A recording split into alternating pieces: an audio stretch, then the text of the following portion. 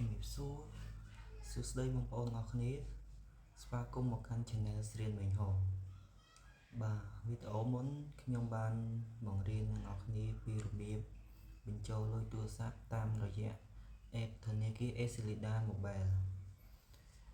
ហើយវីដេអូនេះវិញខ្ញុំនឹងបង្រៀនបងប្អូនអរគ្នាពីរបៀបបញ្ចូលលុយទូរស័ព្ទនៅក្នុងធនាគារ ABA វិញម្ដងបាទសម្រាប់អ្នកដែលចេះបញ្ចូលលុយរួចហើយអាចអស់រំលងវីដេអូនេះបានវីដេអូនេះសម្រាប់អ្នកដែលមិនទាន់ចេះបញ្ចូលទេអាចមើលបានហើយវីដេអូនេះដែរខ្ញុំបានធ្វើតាមមួយដំណាក់កាលទៅមួយដំណាក់កាលឲ្យបងប្អូនយាយតាពូមីងអ៊ំដែលគាត់មិនទាន់ចេះប្រើ App ធនាគារ ABA ឲ្យគាត់ចេះប្រើចេះបញ្ចូលលុយដោយខ្លួនឯងបានបាទហើយសម្រាប់អ្នកដែលមកថ្មីសូមកុំភ្លេចជួយ like share comment និង subscribe រូបកណ្ដឹងដើម្បីទទួលបានវីដេអូថ្មីមុនគេសម្រាប់បងប្អូនដែលមានចម្ងល់សូមកុំភ្លេច comment សួរខ្ញុំនៅខាងក្រោមវីដេអូនេះបានខ្ញុំនឹងបកស្រាយប្រាប់បងប្អូនឲ្យកាន់តែច្បាស់ឲ្យបងប្អូនងាយស្រួលយល់ជាងមុនបន្តិចទៀតបាទសូមកុំឲ្យខាតពេលយូរតោះទៅកាន់ទូរស័ព្ទដៃយើងអស់គ្នាបាទជាដំបូងយើងបើកទូរស័ព្ទយើងមកយើងចុចទៅលើ App ABA Mobile បន្ទាប់មកទៀតយើងចុចពាក្យថាទូទាត់ដល់កន្លែងនេះគេឲ្យខ្ញុំដាក់ password អញ្ចឹងខ្ញុំសូមបិទបន្តិចសិនបាទបន្ទាប់ពីយើងដាក់ password រួចហើយ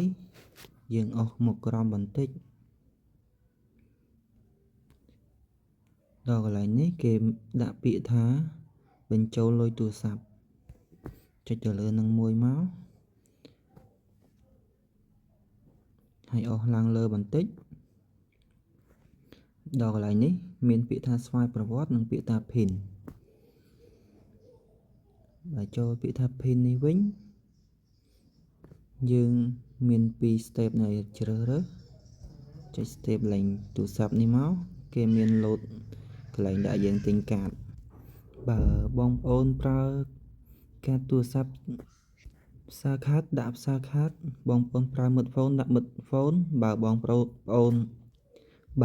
នប្រើ smart ចុចទៅលើ smart មក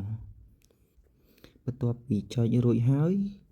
បងប្អូនចុចលើចំនួនទឹកប្រាក់មកបងប្អូនចង់បញ្ចូលប៉ុន្មានដុល្លារនៅក្នុងនេះមានពី1រហូតដល់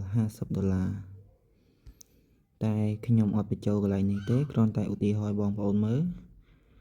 បើបងប្អូនប្រើលើទូរស័ព្ទដៃហ្នឹងហើយប្រើ SIM មួយហ្នឹងយើងគ្រាន់តែបញ្ចូលនៅកន្លែងពាក្យថាស្វ័យប្រវត្តិនេះមករួចអូសឡើងលើបន្តិចរួចបញ្ជាក់លេខទូរស័ព្ទបងប្អូនដែលបងប្អូនចង់បញ្ចូលកាតទូរស័ព្ទមួយហ្នឹងបាទតមកទៀតមកដល់កន្លែងដាក់ចំនួនទឹកប្រាក់នេះបងប្អូនគ្រាន់តែចុចពីលើនឹងមួយមករួចជ្រើសរើស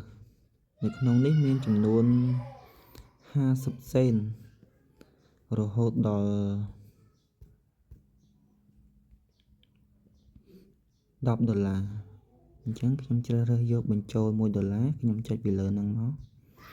បន្ទាប់មកបងប្អូនចុចពាក្យថាទូទាត់ឥឡូវនេះបាទបន្ទាប់ពីចុចរួចហើយ